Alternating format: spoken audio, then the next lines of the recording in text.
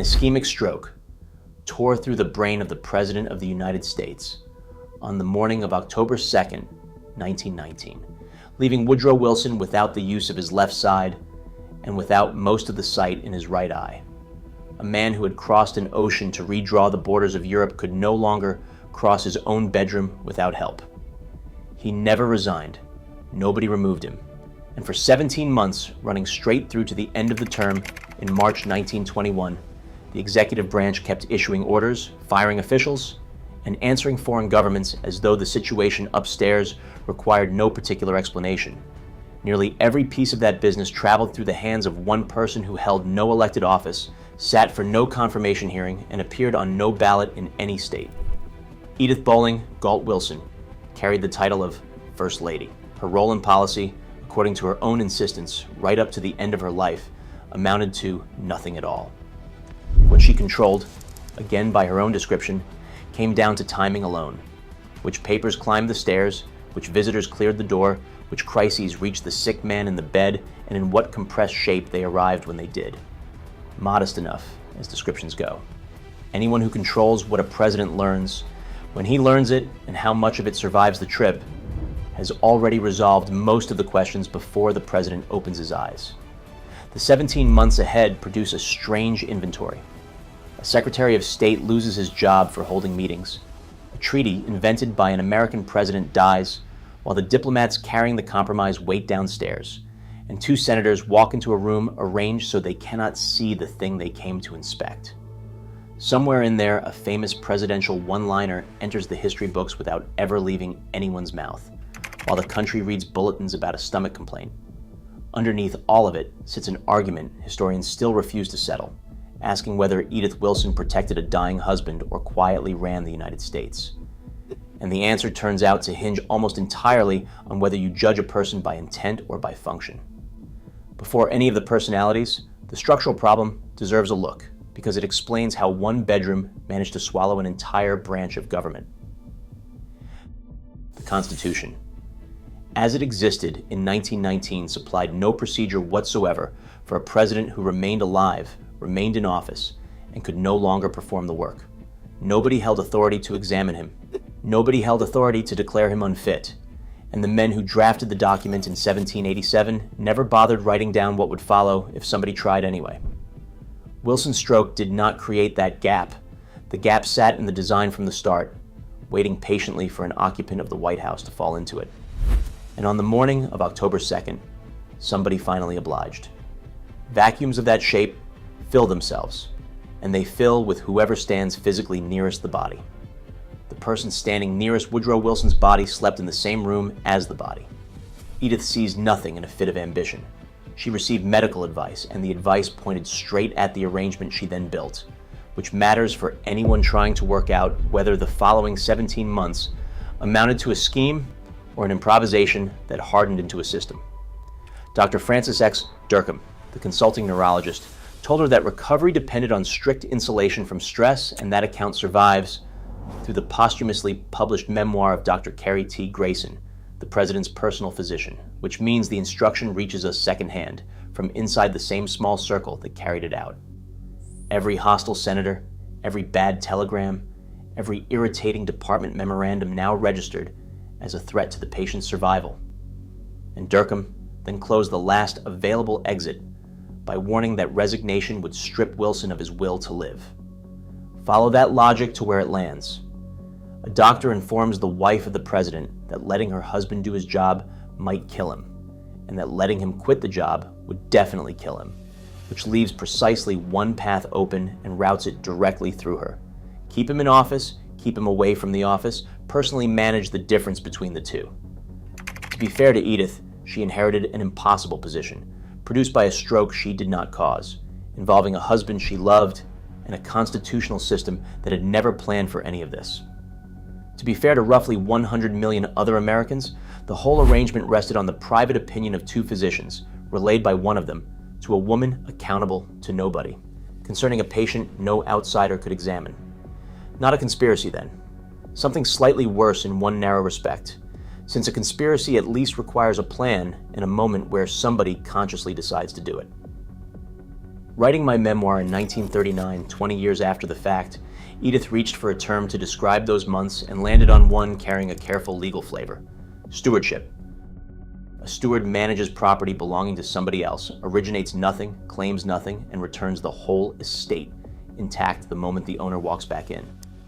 As a piece of vocabulary, it performs an enormous amount of quiet work, and her defense never wavered across 2 decades of retelling.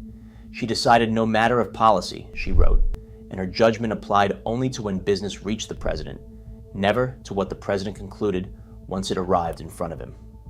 The machinery built around that principle operated simply enough. Cabinet secretaries lost all direct access to the president, senators lost it, foreign dignitaries lost it, and official documents, internal memoranda, and executive orders traveled first to Edith, where they either continued upstairs or stopped. A government of departments, ambassadors, generals, and elected officials suddenly ran through a single human bottleneck who answered to no one, and whose criteria for passing something along nobody outside that house could inspect. Now watch what the bottleneck does to her own distinction. The defense assumes a clean border between choosing an answer and choosing whether a question ever gets asked. And that border survives roughly 4 seconds of contact with practical politics. A treaty compromise that never reaches the president has been rejected. A cabinet officer who cannot secure an appointment for 4 months has been demoted. And an urgent problem summarized into 2 flat sentences by somebody who considers it unimportant has been buried without leaving a single fingerprint on the shovel, none of which requires her to lie about anything. She could believe every word of the stewardship description and still exercise more control over the American executive branch than any vice president had managed in the country's history to that point, because belief and effect run on separate tracks. For her summaries, she picked one particular word, and the word turns out funnier than she probably intended: tabloid. By her own admission, she reviewed every piece of business that arrived and then condensed it. Complex geopolitical questions, dense legislative briefs, the accumulated paperwork of a national government closing out the largest war humanity had yet fought, all of it shrank into short digests, because long documents exhausted the patient and exhaustion threatened the recovery. Picture the workflow from inside a department. Weeks of internal argument produce a memorandum. The memorandum ships to the White House, and a woman with no training in that department's subject matter reads it, judges how much strain the president can absorb, and rewrites the thing down to a paragraph. Whatever she cuts, he never learns existed. Whatever survives the cut, he receives pre-framed by her sense of what mattered in the original document. Any editor will tell you that summarizing amounts to an argument, and so does cutting, since deciding that 9 pages about a foreign crisis fit comfortably into 4 sentences forces you to decide first which crisis those 9 pages actually described. Edith called the practice stewardship, and inside her own frame, the description holds together, because she believed she added nothing of her own to the material. Every editor in recorded history has believed roughly the same thing about their own edits. Government does not stop needing answers simply because the man who supplies them can no longer hold a pen properly, so cabinet members kept submitting policy papers, and the papers kept coming back with instructions scribbled in the margins. That handwriting belonged to Edith, and her explanation covered it. She functioned as a stenographer, she insisted, transcribing her husband's dictation word for word, adding nothing and subtracting nothing, a recording device with excellent penmanship, and a wedding ring. Cabinet officials, being politicians rather than fools, openly doubted the story. They knew roughly what condition their president occupied, or at minimum suspected the outline of it, and now they were receiving directives on matters of state written in his wife's hand, delivered by his wife, unaccompanied by any chance to climb the stairs and hear the man produce a single sentence himself. All of it arrived carrying the weight of an executive instruction. And the dispute cannot be resolved, which is exactly what turns this period so slippery for everyone who has studied it since. No transcript records what Wilson dictated, no third party sat in the room to verify the transcription, and the only person who could confirm whether the president originated a given sentence happens to be the same person who wrote that sentence down. Skepticism looked reasonable in 1920 and still looks reasonable now. Proof, running in either direction, mostly does not exist. Somebody still needed to run the executive branch day to day, and Secretary of State Robert Lansing volunteered in the least theatrical way available to him by calling the cabinet together and chairing meetings. 21 of them informally, while the president lay upstairs unable to attend a single one. From a distance, the move reads as basic institutional maintenance. Departments required coordination, decisions required somebody to sign off, and the man who normally presided over that room could not preside over anything. So the senior member of the cabinet gathered the department heads and kept the machine turning over. The White House interpreted those meetings as theft. Convening the cabinet without presidential authority amounted to a usurpation of executive power, and pressure flowed back toward Lansing through the same channel every other message in the building traveled, with Edith directing it. His resignation took effect on February 13, 1920. Follow the chain of authority in that sequence because it loops in a way no civics textbook prepares you for. A Secretary of State lost his post for exercising power nobody had formally granted him. The removal arrived through a woman exercising power nobody had formally granted her, and both parties acted on behalf of a president whose capacity to form the underlying intention remains, a century later, impossible to verify. Lansing wrote all of it down. The War Memoirs of Robert Lansing appeared in 1935, documenting the informal meetings, the friction they generated, and the shape of his exit from the administration, which means one of the sharpest surviving accounts of the whole period comes from a man carrying an obvious personal grievance and a book contract. 15 years counts as a long time to hold on to a receipt. Now the piece of this story with the largest consequences attached, at least in the world where things might have turned out differently. The Senate spent these same months locked in combat over ratifying the Treaty of Versailles and taking the United States into the League of Nations, an institution Wilson had personally designed, personally campaigned across the country for, and personally regarded as the entire point of American participation in the war. Senator Henry Cabot Lodge led the opposition, and his chosen weapon took the form of reservations, conditions attached to ratification that would have qualified American obligations under the League Covenant. Wilson refused them, and the refusal continued unchanged after October 2nd, issued now by a man who could not see out of one eye. Compromise on that scale demands contact. Contact demanded clearing Edith, and Edith held a hard line against compromise of any kind. Colonel Edward House, Wilson's closest advisor through the war years and a man inclined toward cutting a deal, never reached the president. British Ambassador Viscount Grey arrived carrying the obvious interest of a government that badly wanted the Americans inside the new organization, and he never reached the president either. Both favored bending, and neither cleared the door. The treaty failed in the Senate, and American membership in the League of Nations and American invention never happened at all. So did one woman's door management kill the League? Historians decline to hand that conclusion over cleanly, and their objection carries real weight. John Milton Cooper Jr. argues that Woodrow Wilson stood immovable on this treaty long before any clot reached his brain, that his hostility toward Lodge ran deep and personal, and that a perfectly healthy Wilson would very likely have refused the reservations anyway and lost the identical vote. Which produces the maddening version of the question. The gatekeeping happened, the bloc diplomats happened, and nobody can establish whether the gate altered the outcome or whether Edith merely enforced with total efficiency a decision her husband had reached months earlier and would never have reopened for anyone. You end up with an untestable counterfactual sitting on top of the largest foreign policy defeat of the era, and historians have been circling it since 1919 without landing.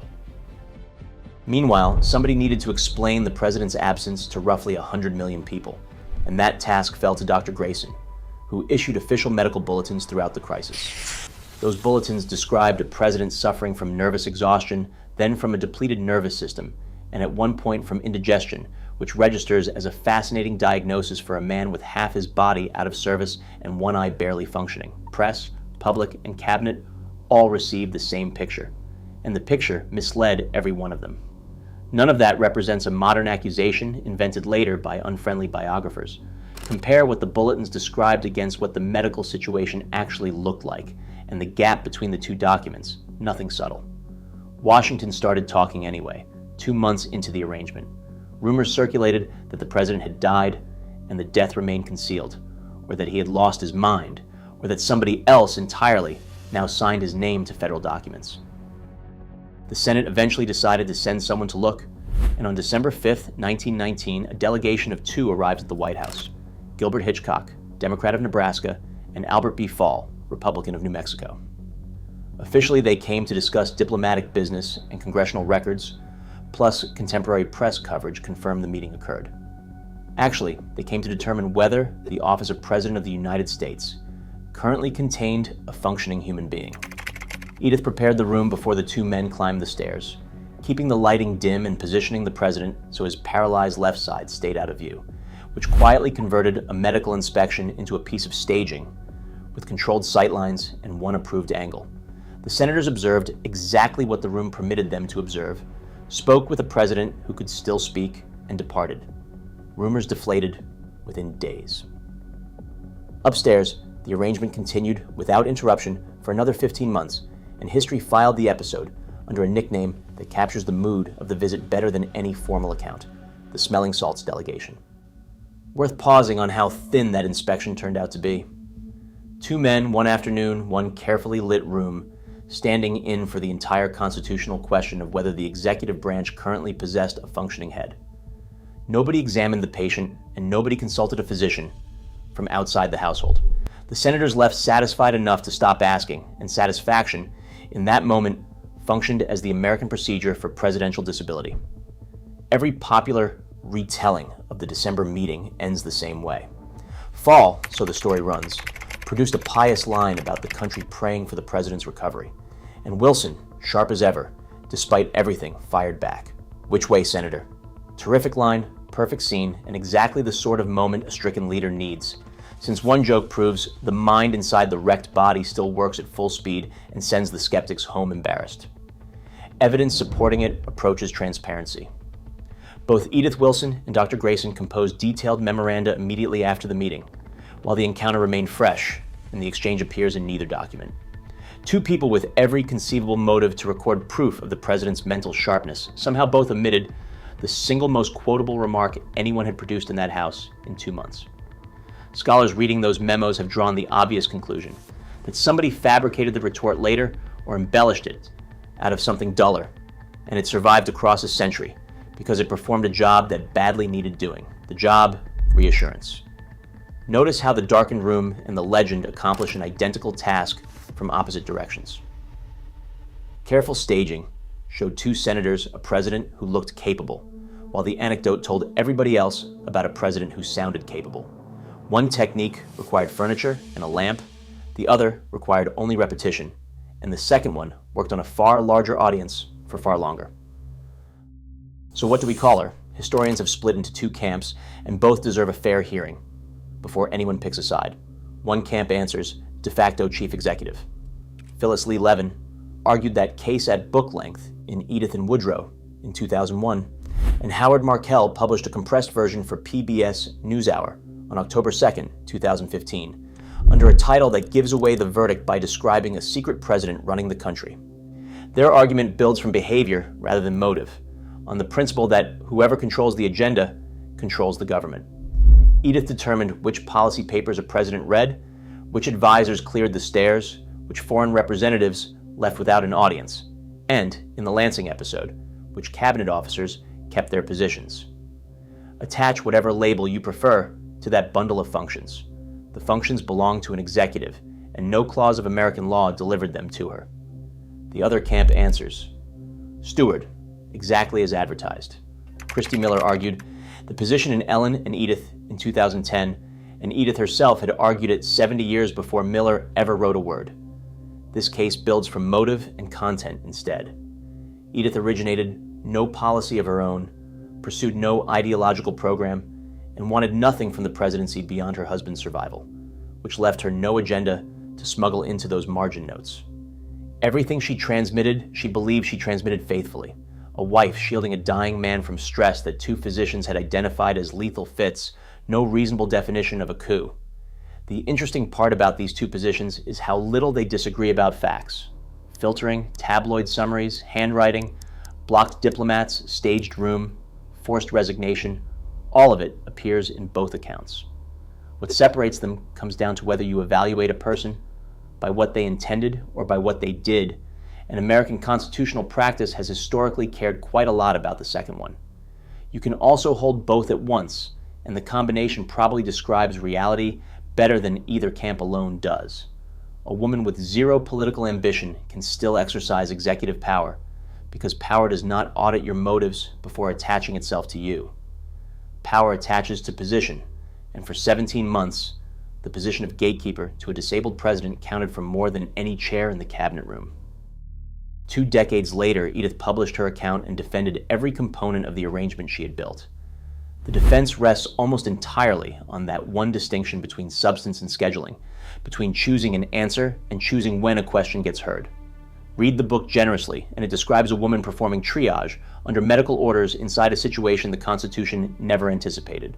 Read it skeptically, and it amounts to the most sophisticated jurisdictional argument any American First Lady has ever advanced, since it concedes the entire mechanism of control while rejecting the label that ordinarily follows from such a mechanism. What my memoir cannot supply is verification, and that absence runs through the whole story like a crack through a foundation. Grayson's own memoir, published posthumously in 1960 as Woodrow Wilson, an intimate memoir filled in the clinical picture and the sheltering strategy from the physician's side of the bed, which helps. It also arrives from a man who sat inside the arrangement, advised on it, and spent the crisis composing public bulletins about a depleted nervous system and an unhappy stomach. Nearly every window into those 17 months belongs to somebody who helped build the room.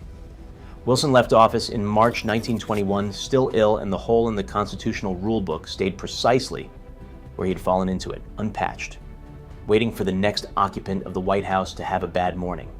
The pieces that survive contact with evidence remain concrete enough. A Secretary of State lost his post on February 13, 1920.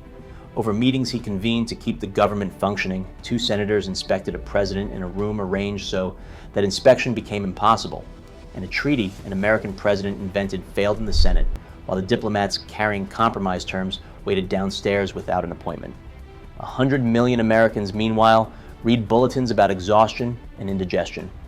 Edith Wilson insisted to the end of her life that she had exercised judgment about timing and nothing further. The strongest point in her favor doubles as the reason nobody can settle the question, because almost every document produced in those 17 months passed through her hands before another human being read it, and the ones she wrote herself are the ones that reached us. If you want the full fight over the Treaty of Versailles, with Lodge, the reservations, and the vote that kept the United States out of an organization it designed, that video sits on screen now.